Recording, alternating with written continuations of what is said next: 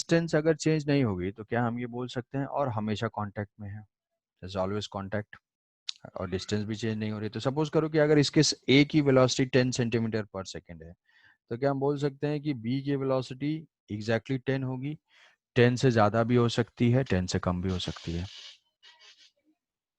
अगर ये always contact में है, दो पॉइंट्स हैं और दोनों के बीच की डिस्टेंस ही चेंज नहीं हो रही है, तो इस पॉइंट की जो स्पीड होगी वही इसकी स्पीड भी होगी इस लाइन के लॉन्ग। अगर इस लाइन के लॉन्ग बी पॉइंट की स्पीड 10 से ज्यादा है, 10 से अगर ज्यादा होगी तो ये बी क्या होगा, बी ए के क्लोज आने लगेगा। तो हमारा रिजिड बॉडी का एजम्पशन जो है फेल हो जाएगा, क्योंकि हम सारे ऑब्जेक्ट्स को ये यस मानते हैं कि रिजिड है, वो बिल्कुल नॉन डिफॉर्मेबल है, वो डिफॉर्म नहीं हो सकते हैं, हम ऐसा मानते हैं। क्या ऐसा प्रैक्टिकली पॉसिबल है? ऐसा प्रैक्टिकली पॉसिबल नहीं है। मतलब परफेक्टली रिजिड बॉडी मिलना इम्पॉसिबल है? हाँ, परफेक्टली रिजिड बॉडी मिलना इम्पॉसिबल है। रिजिड बॉडी एक आइडियल कॉन्सेप्ट है, आइडियल चीज है। तो अब अगर दोनों रिजिड हैं तो बी की डिस्टेंस, अगर बी की वेलोसिटी ज्यादा हो गई तो बी इसके क्लोज आने लगेगा, मतलब वो डिफॉर्म होना स्टार्ट हो जाएगा, जो कि हमारे एजम्पशन को वॉलेट कर जाएगा। और अगर बी की वेलोसिटी कम होगी, ए की वेलोसिटी ज्यादा होगी, तो दोनों में कॉन्टैक्ट छूट जाएगा। तो हमें दोनों ही चीजें नहीं लेनी है कि A and B are always in contact and A and B are rigid, both है। तो ऐसे केस में क्या होगा, वेलोसिटी ऑफ बी जो है, वो वेलोसिटी ऑफ बी वो भी कितना होगा, 10 सेंटीमीटर पर सेकेंड में। तो अगर हम जनरल इसमें लिखना चाहें, जनरल एजम्पशन, जनरल इस चीज को अगर जनरलाइज करें कि अगर ए की वेलोसिटी जो है, ए की वेलोसिटी v1 है और ये जो b की वेलोसिटी है ये v2 है, और ये एंगल थीटा 1 है और ये एंगल थीटा 2 है, तो दोनों अगर कांटेक्ट में है एंड रिजिड है, तो ऐसे केस में velocity along the common normal, velocity along, ध्यान से सोच लो भाई, देख लो, velocity yes sir. Along common normal must be same, velocity along common normal must be same, मतलब v1 cos theta 1 is equal to v2 cos theta 2। v2 cos theta 2। Line joining के along जो velocities के component होंगे या acceleration के जो components होंगे वो क्या होंगे, सेम होंगे। क्योंकि हम वेलोसिटी की बात करें, डिस्प्लेसमेंट की बात करें या एक्सेलरेशन की बात करें, वो क्या है, ऑलमोस्ट दोनों, ऑलमोस्ट क्या एग्जैक्टली सेम चीजें ही हैं। तो जो वेलोसिटी के लिए वैलिड है वही डिस्प्लेसमेंट के लिए वैलिड है, वही एक्सेलरेशन के लिए भी वैलिड है। तो हमें वेज कंस्ट्रेंट में या रिजिड बॉडी कंस्ट्रेंट में क्या करना है कि अगर दो ऑब्जेक्ट्स मूव कर रहे हैं तो हमेशा हमें वेलोसिटी के या एक्सेलरेशन के वो कंपोनेंट्स इक्वेट कर देने हैं जो कि कॉमन नॉर्मल के अलोंग है, कॉमन नॉर्मल के लॉन्ग है।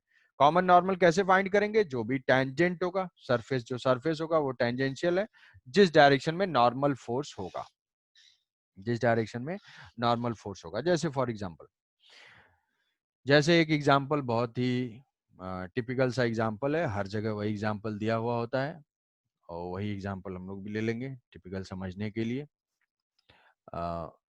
ऐसा कुछ है, एक सॉलिड सिलेंडर है और ये सॉलिड सिलेंडर जो है वो रेस्ट्रिक्टेड है, वो रेस्ट्रिक्टेड है, तो वर्टिकल रेस्ट्रिक्शंस के बीच में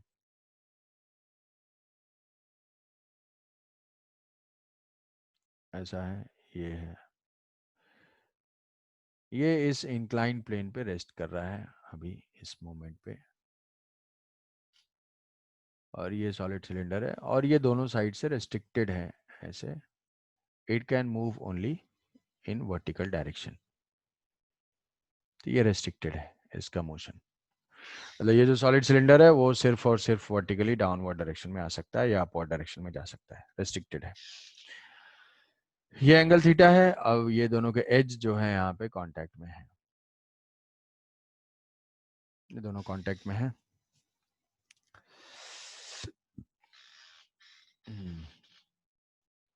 ये दोनों कांटेक्ट में है ऐसे। अब इसका एक्सेलेरेशन कुछ डाउनवर्ड डायरेक्शन में है, इसका एक्सेलेरेशन मान लिया कि डाउनवर्ड डायरेक्शन में ए है, इसका एक्सेलेरेशन जो है ये मूव कर रहा होगा वो बी होगा, ये बी होगा। अब दो सॉलिड ऑब्जेक्ट, दो रिजिड बॉडी कभी भी कांटेक्ट में है और एक दूसरे के रिस्पेक्ट में मूव कर रहे हैं, तो जो बेसिक सा कॉन्सेप्ट है वो ये है कि वेलोसिटीज और acceleration along the common normal must be same. मतलब ये हुआ कि यहाँ पे जो होगी ये जैसे भी मूव करे, अगर हमेशा कांटेक्ट मेंटेन करना है तो नॉर्मल के लॉन्ग उनके वेलोसिटी एक्सेलरेशन सेम होने चाहिए। नॉर्मल के लॉन्ग अगर वेलोसिटी एक्सेलरेशन सेम नहीं होंगे, डिफरेंट होंगे, तो इनका कांटेक्ट छूट जाएगा या तो ये डिफॉर्म हो जाएंगे, और दोनों एजम्पशन हमारे पास हमें नहीं लेना है। तो ठीक है भाई, अगर हम इसमें देखते हैं कि भाई इसका क्या है, अगर हम इस इंक्लाइन प्लेन को देख लो, इंक्लाइन प्लेन का जो एक्सेलरेशन है क्या है, ध्यान से थोड़ा सा सोचो थोड़ी देर बस, कि कॉमन नॉर्मल के लॉन्ग ये है हमारा बी है, ये एंगल अगर थीटा है तो ये हो जाएगा B cos theta, B cos theta, ये हो जाएगा नॉर्मल के लॉन्ग बी साइन थीटा। ये किसके एक्सेलरेशन को, वेलोसिटी भी हो सकती है, रिजॉल्व किया वो इस इंक्लाइन प्लेन के। इसके वेज का जो है ये डाउनवर्ड डायरेक्शन में ए, तो यहाँ पे हमें नॉर्मल के लॉन्ग रिजॉल्व करना है, नॉर्मल के लॉन्ग देखना है, तो ये एंगल हो जाता है थीटा। किसी को भी डाउट हो रहा है कैसे, तो ये होता है 90, ये है थीटा, तो ये 90 माइनस थीटा, तो ये 90 है, तो ये एंगल होगा थीटा, तभी तो ये 90 माइनस थीटा होगा, ये हो जाएगा ए कॉस थीटा, ए कॉस थीटा, और ये हो जाएगा ए साइन थीटा। पैरेलल के लॉन्ग मोशन अलग सेम होना कोई जरूरी नहीं है, पैरेलल के लॉन्ग डिफरेंट भी हो सकते हैं, फिर भी कांटेक्ट में हो सकते हैं। क्यों ऐसे कांटेक्ट में, पैरेलल के लॉन्ग कुछ अलग अलग वेलोसिटी भी हो सकती है, एक 5 से जा रहा है 10 से जा रहा है, पैरेलल के लॉन्ग कुछ नहीं है। किसके लॉन्ग सेम होना चाहिए, परपेंडिकुलर के लॉन्ग, कॉमन नॉर्मल के लॉन्ग। तो नॉर्मल के लॉन्ग हम वेलोसिटीज को अगर इक्वेट कर देते हैं, then equation will be B sine theta, incline plane की वेलोसिटी है B sine theta, is equal to इसकी वेलोसिटी है ए कॉस थीटा। तो हमारे पास yes, एक मासूम इक्वेशन आ जाएगा, वो हो जाएगा A is equal to B tan theta. तो ये हो गया, ये क्या हुआ, कंस्ट्रेंट रिलेशन, कि A and B are related by this equation, A and B are related by this equation. जो लोग भी फर्स्ट टाइम है उनको ऐसा क्या कुछ डेफिशिएंसी फील होने की कोई जरूरत है, कोई जरूरत नहीं है, बस क्या आना चाहिए, कंपोनेंट लेने आना चाहिए कि भाई कैसे cos थीटा sin थीटा हम लेते हैं। तो ये क्या है, ये दोनों एक्सेलरेशन इक्वेट कर दिया, ये हो गया रिलेशन बिटवीन दिस। हरी बात समझ में? general equation हम्म, जनरल इक्वेशन बोल सकते हैं। हाँ, इस केस के लिए ये जनरल इक्वेशन हो जाएगा, a is equal to B tan theta. ये वेलोसिटीज, अगर बी वेलोसिटी गिवन है तो ए हम वेलोसिटी फाइंड कर सकते हैं। मान लो ये 45 डिग्री गिवन होगा, 60 डिग्री गिवन होगा, तो अकॉर्डिंगली ये वैल्यूज पुट करेंगे, हमारा आंसर आ जाएगा। ठीक है।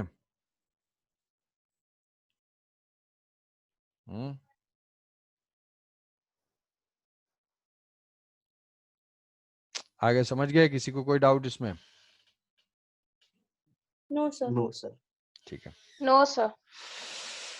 अब देखो, अब कुछ जनरल टाइप के कंस्ट्रेंट जिसमें कि रिलेटिव मोशन भी इन्वॉल्व हो। तो अब ये रिजिड बॉडी ही कंस्ट्रेंट है, तो ये रिजिड बॉडी सर तो अभी सर ये जो sir constraint sir A is equal to B tan theta लिखे, तो सर वहां पे ए और बी का जो सर कंपोनेंट जो है, जो सर नॉर्मल के अलोंग है सर, उसे विजुअलाइज सर कैसे करना है, मींस कैसे कि वो तो सर पैरेलली सर मूव कर रहा है एक ए में सर। मिसलेनियस टाइप के कोई कंस्ट्रेंट है, मिसलेनियस टाइप के कंस्ट्रेंट जैसे जैसे मान लो यही है, ये है, ये हमारा रिजिड बॉडी टाइप का एक रॉड है, रिजिड रॉड है और ये स्लाइड कर रहा है, ये स्लाइड कर रहा है अलोंग द कॉर्नर के लॉन्ग, ये स्मूथ है, ये स्मूथ सरफेस है, कॉर्नर के लॉन्ग ये स्लाइड कर रहा है। इसकी स्पीड जो है मान लेते हैं कि 10 मीटर पर सेकेंड है, इसकी स्पीड है 10 मीटर पर सेकेंड, और यहाँ पे जो है 60 डिग्री एंगल का है, तो हमें ये स्लाइड कर रहा होगा इस स्पीड से, v स्पीड से। तो हमें क्या करना है कि फाइंड v, इसकी स्पीड को फाइंड करना है, फाइंड v को फाइंड करना है। तो v को फाइंड करने के लिए अब क्या है, फिर से ये दो पॉइंट्स हैं रिजिड बॉडी पे, एक ही रिजिड बॉडी पे दो पॉइंट्स हैं a एंड b। तो ये भी क्या है, ये भी वही रिजिड बॉडी कंस्ट्रेंट है। कैसे कि भाई ए बी अगर रिजिड बॉडी है तो इनके बीच की सेपरेशन चेंज नहीं होनी चाहिए। तो सेपरेशन चेंज नहीं होनी चाहिए तो कौन सी वेलोसिटी के कंपोनेंट इक्वल होने चाहिए? Velocity along the line joining, जो velocity along the line joining जो है वो सेम होने चाहिए। तो यहाँ से अगर हम देखेंगे ये 60 डिग्री का है, तो यहाँ पे क्या हो जाएगा 10 cos 60 डिग्री, 10 cos 60 डिग्री और ये हो जाएगा 30 डिग्री। तो इसका कंपोनेंट हो जाएगा v फाइंड करना है तो v cos 30 डिग्री और ये हो जाएगा v sin 30 डिग्री। तो ए बी के अलोंग डिस्टेंस को चेंज करने वाली वेलोसिटीज उनके अलोंग जो है डायरेक्टेड वही है। तो अगर ये रिजिड बॉडी है, रिजिड रॉड है, रिजिड रॉड नहीं है तो नहीं होल्ड करेगा।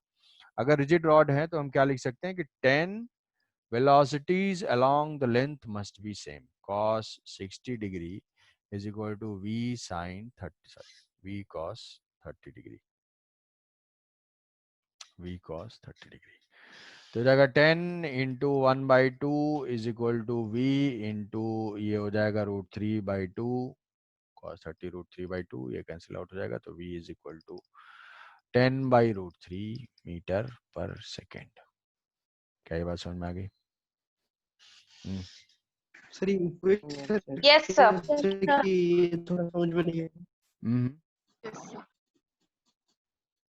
समझ में नहीं है थोड़ा। थोड़ा क्या क्या थोड़ा? रिजिड बॉडी जो है, रिजिड बॉडी की जो वेलोसिटीज हैं, वेलोसिटी ये जो हाँ बोलो बोलो। तो ये 10/√3 मीटर सर पर इसे डिफरेंशिएशन कैसे करेंगे सर? सर इसे डिफरेंशिएशन से करेंगे सर? डिफरेंशिएशन से? हाँ सर हाँ कहीं कर लिया होगा, हाँ बताओ। सर बोलो बोलो। सर सर ये जो एरो है जो 10 मीटर पर सेकेंड का जो cos 60 का एरो है, अगर वो उसका ऑपोजिट साइड हुआ भी तो सेम ही इक्वेशन लिखेंगे। अगर कोई ये भी एक क्वेश्चन में अगर अप्रोच कर रहे होंगे एरो मतलब ऑपोजिट डायरेक्शन में होंगे तो फिर भी वही सेम ही इक्वेशन हाँ हाँ लिखेंगे, हाँ कॉन्सेप्ट माइनस नहीं बिल्कुल सेम, लगाएंगे। कॉन्सेप्ट सेम रहेगा। अगर यहाँ से मान लो यहाँ से ऐसे हो जाएगा, अगर मान लो कि तो ये अपोजिट डायरेक्शन में होता है तो तुम ये कंपोनेंट ऐसे हो जाएगा, तो अब उसमें वेलोसिटी सेम होने का मतलब क्या है? मैग्नीट्यूड डायरेक्शन दोनों सेम होना चाहिए। तो अगर ये वेलोसिटी मान लो क्वेश्चन में ऐसे v गिवन है तो ये तो दोनों अपोजिट डायरेक्शन में हो रहा है ना, तो हमें डायरेक्शन भी सेम होना चाहिए, मतलब इसके अपोजिट, ये जिधर वेलोसिटी हो उधर डायरेक्शन अपोजिट होना चाहिए। तो अगर वैसे केस में दोनों अपोजिट आ रहे हैं तो वेलोसिटी कैसे इक्वल हो जाएगी? मैग्नीट्यूड तो इक्वेट कर देंगे, डायरेक्शन क्या करना होगा? रिवर्स उसकी। तो आंसर जो रिपोर्ट करोगे उसको माइनस में बताओगे। वेलोसिटी सेम होनी चाहिए, ठीक है? तो डायरेक्शन अगर रिवर्स होती है तो अकॉर्डिंगली उसके अकॉर्डिंग चेंज कर लो। तो दोनों का डायरेक्शन सेम ही होना चाहिए, ऑपोजिट नहीं रखना चाहिए। नहीं नहीं, अपोजिट से तो फिर तो डिक्रीज करने लगेगा ना। मैग्नीट्यूड सेम कर दिया और डायरेक्शन अपोजिट कर दिया तो डिस्टेंस तो डिक्रीज हो जाएगी, फिर नहीं कर पाएंगे उसको। Okay sir. तो ये हुआ। इसके बाद एक और क्वेश्चन लेते हैं, जैसे मान लो इस टाइप का है। अब ये भी सोचना है जनरल, जो कि हमारे इससे थोड़ा सा रिलेटेड है, थोड़ा सोचने के ऊपर बेस्ड है, ऐसा टाइप का है।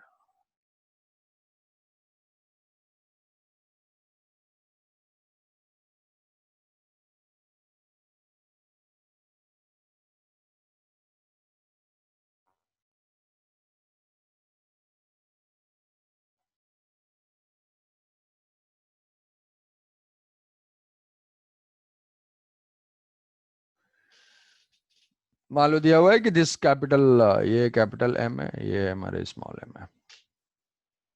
It is moving with acceleration 2 metre per second square. Find the acceleration of small M. ये हमें क्वेश्चन सॉल्व करना है। Find the acceleration of small M.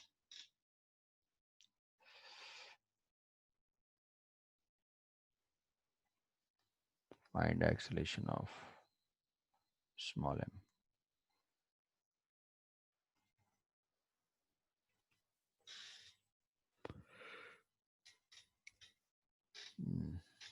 कोई बता सकता है कुछ?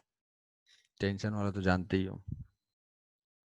तो मतलब छोटा वाला m नीचे जाएगा। हम्म।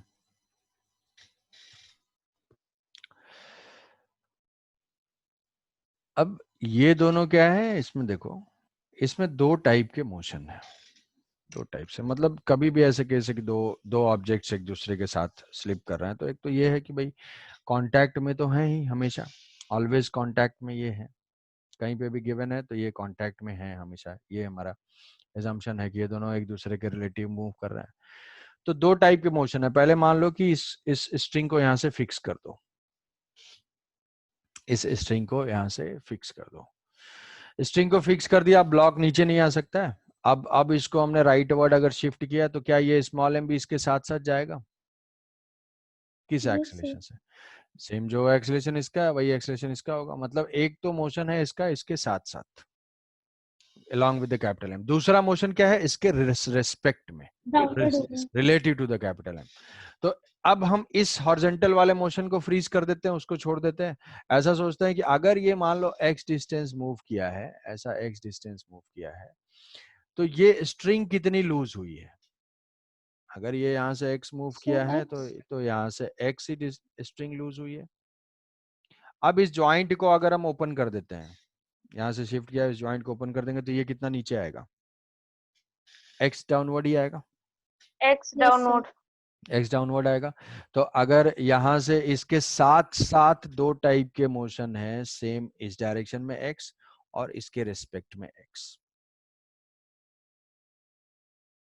इसके साथ साथ जो है ये है इस डायरेक्शन में x और इस डायरेक्शन में x, दो डायरेक्शन में, तो ये है x डायरेक्शन में इधर गया, ये x डायरेक्शन में इधर आएगा, तो इसका एक्सेलेरेशन ब्लॉक का क्या हो जाएगा? दो टाइप के एक्सेलेरेशन है, एक तो स्मॉल m कैपिटल M के रेस्पेक्ट में, कैपिटल M के रेस्पेक्ट में डाउनवर्ड है कितना, जब डिस्प्लेसमेंट सेम है तो एक्सेलेरेशन भी सेम होगा, वो 2, और इधर जो है इसका एक्सेलेरेशन हो जाएगा 2 मीटर पर सेकेंड स्क्वायर, ये भी है 2 metre per second square.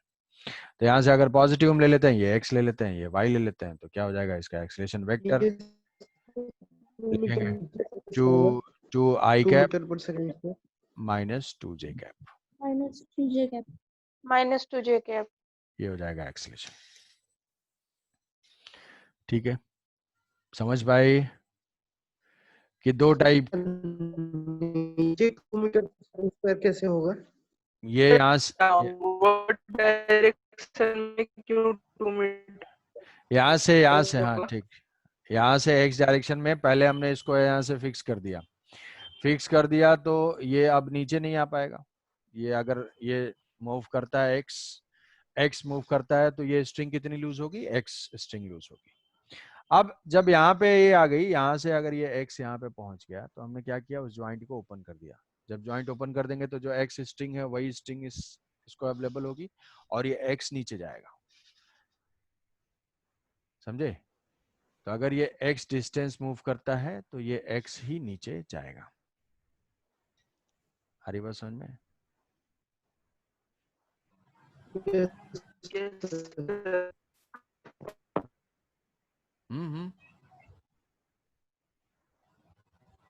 Yes sir थोड़ा फिगर को समझा दीजिए। एक्सप्रेशन से ठीक होगा।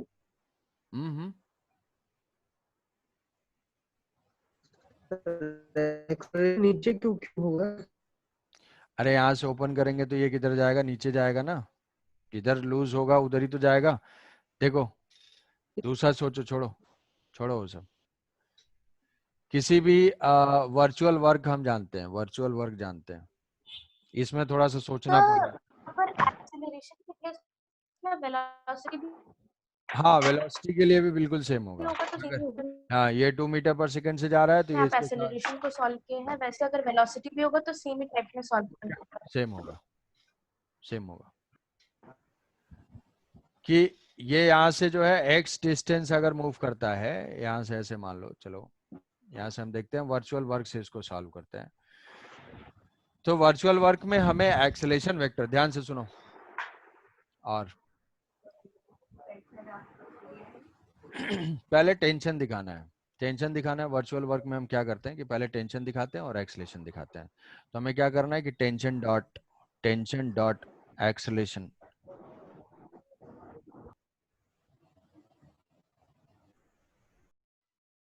टेंशन डॉट, यहाँ पे टेंशन डॉट, ध्यान से समझो, टेंशन डॉट एक्सेलेरेशन का समेशन 0 करना है, यही करते हैं, टेंशन डॉट एक्सेलेरेशन।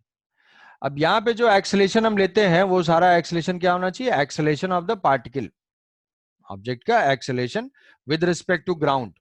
एक्सेलेरेशन जो है वो किसके रिस्पेक्ट में, with respect to ground, ground के रिस्पेक्ट में होना चाहिए नेट एक्सेलेरेशन, क्योंकि हमें पता है कि एक्सेलेरेशन तो एक रिलेटिव क्वांटिटी है, वो चेंज हो जाती है, तो हमें किस में एक्सेलेरेशन लेना है, ग्राउंड के रिस्पेक्ट में।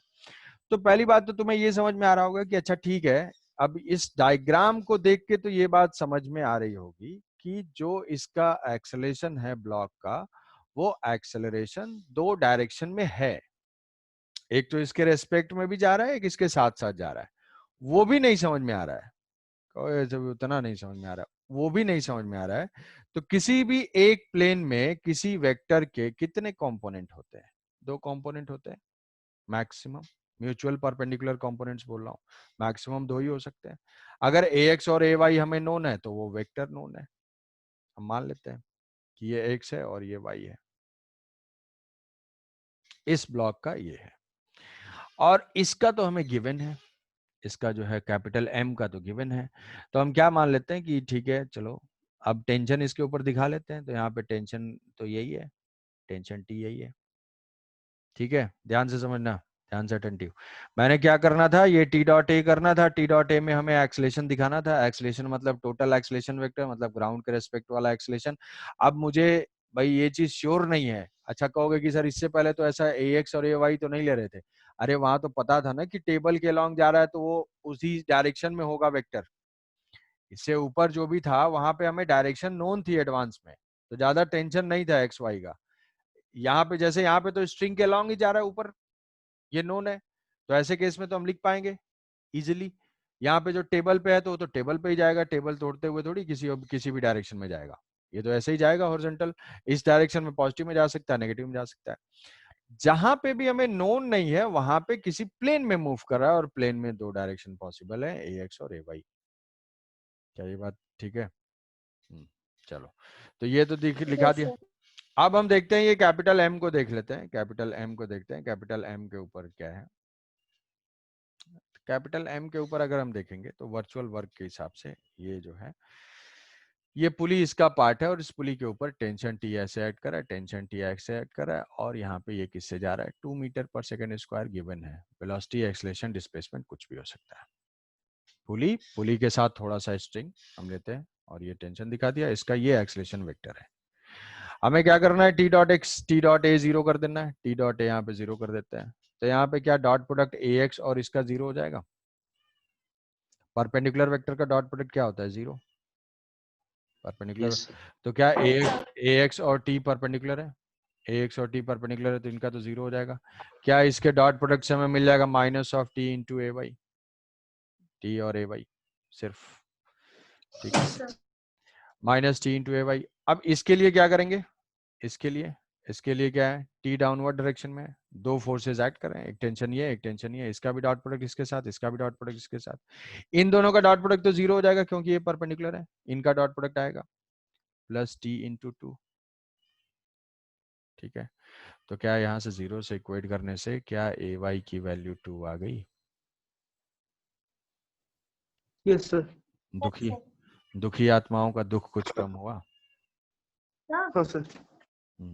दुखी आत्मा जो सोच Yes, sir. Sir small M में जो AX है राइट साइड जो एक्ट कर रहा है, तो सर वो तो कैपिटल एम उसके ऊपर एग्जर्ट कर रहा है, तो फिर वो स्मॉल एम फिर टेंशन एग्जर्ट नहीं करेगा। स्मॉल एम टेंशन एग्जर्ट नहीं, अच्छा यहाँ पे ये हाँ सर। तो ये तो नॉर्मल रिएक्शन है, टेंशन कहाँ एक्ट करेगा, ये तो नॉर्मल रिएक्शन का फोर्स हो जाएगा। तो फिर सर उसको हम लोग कंसिडरेशन में नहीं लेंगे। नहीं, कंसिडरेशन नहीं, स्ट्रिंग कनेक्टेड है, स्ट्रिंग की वजह से सारे मूव कर रहे हैं, तो हम स्ट्रिंग के टेंशन को देखेंगे। और दूसरा फिर हमें पता है कि भाई अब ये तो हमेशा कांटेक्ट में है, 2 ऑब्जेक्ट अगर कांटेक्ट में रहेंगे तो AX फाइंड करने के लिए क्या करेंगे, ये कांटेक्ट में है तो जो एक्सेलरेशन इसका है वही एक्सेलरेशन इसका भी है, तो यहाँ से AY भी फाइंड कर लिया और AX भी फाइंड कर लिया, 2 कांटेक्ट है तो दोनों का एक्सेलरेशन तो सेम होंगे, तो AX भी 2 हो गया, AY भी 2 हो गया। हुआ क्लियर? क्यों? Yes sir. दुखी यस सर। दुखी जनता।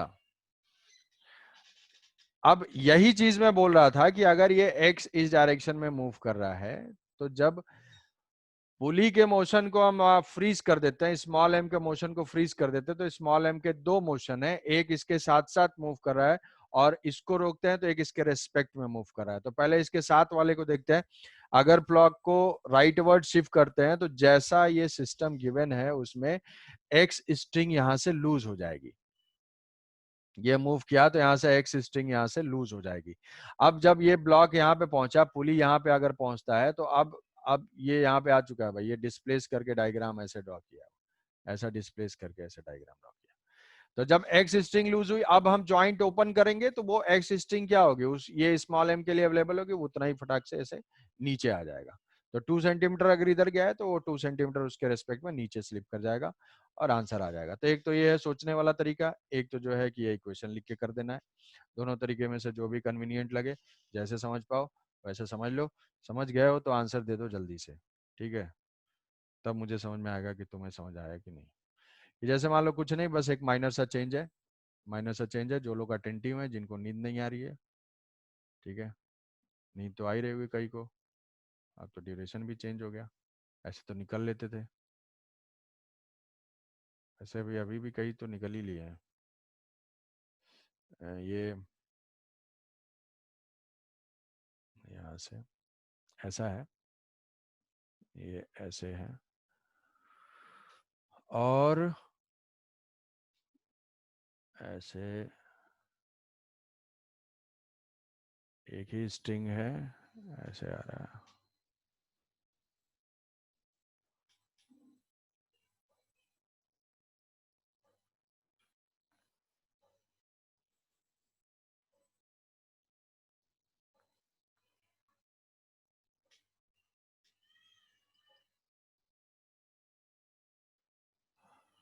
इसमें बताना है अभी कि अगर इसका एक्सलेशन जो है 2 मीटर पर सेकेंड स्क्वायर है तो इसका एक्सलेशन क्या होगा, एक्स एंड वाई।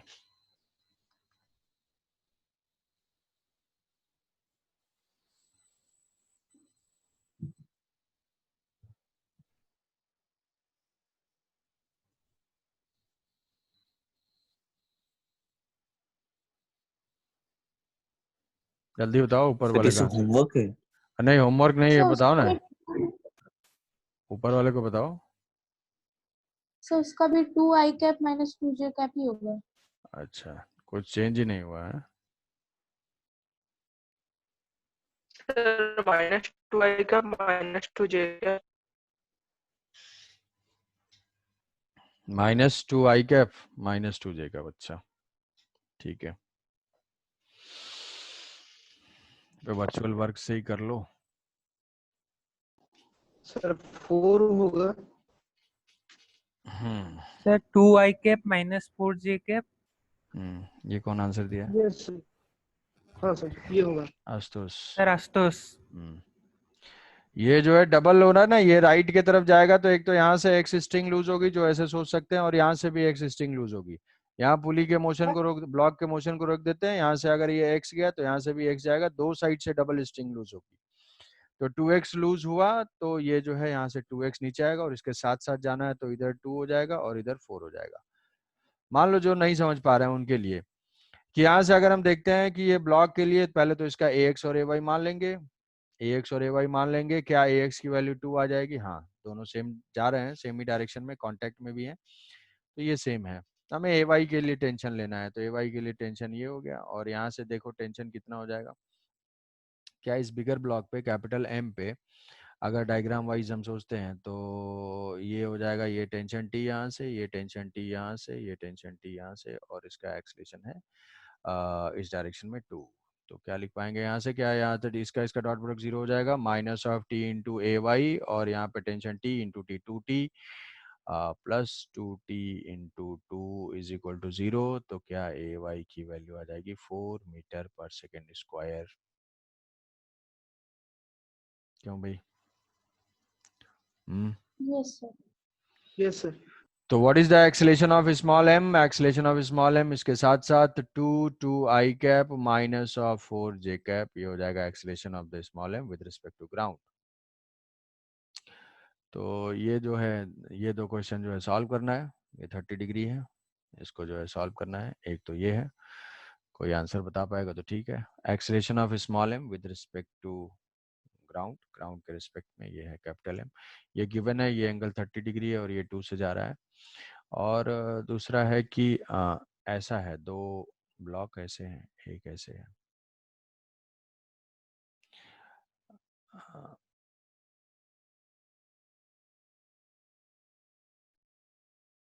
इसका एक्सेलेरेशन जो है, इसका एक्सेलेरेशन ए है, इसका एक्सेलेरेशन बी है, ये एंगल थीटा है।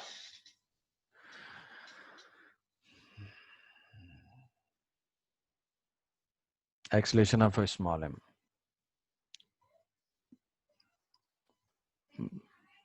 ये दो क्वेश्चन है, इनको सॉल्व करना है, ठीक है। तो